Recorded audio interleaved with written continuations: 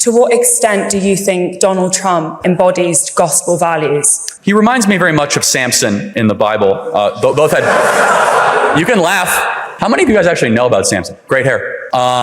He was a man willing to fight for a cause greater than he, despite some of his own moral troublings and moral missteps. All throughout the Bible, from King David to others, there are plenty of Abraham. Moses murdered somebody. How many people know that? Moses murdered somebody. How dare you? You can say a lot. Donald Trump has never murdered anybody. But Moses is like the most revered man in Judaism. He was a murderer in Egypt. We're all flawed. We all have original sin. How do I reconcile what he's doing with gospel values? Well, for instance, the gospel values to me would be, humility, compassion, forgiveness. Sure. Does he live according to those values, do you think? I actually, at times, I will say, he's far more magnanimous than people will give him credit. None of us are able to fill all those values. I will say some values that I think he does fulfill. He is a truth teller. And the gospel says very clearly that telling of the truth is one of the most fundamental things, the spoken word. So I'm not going to spend time here defining every moral decision that Donald Trump has made or not made. I am equally a sinner as Donald Trump. We all are. We all fall short of the glory of God. But I will say that his willingness to rise to the occasion of something greater than he, to endure being shot and almost shot again and almost 700 years in federal prison, is one of the most courageous actions I've ever seen from a public elected official in the history of the West.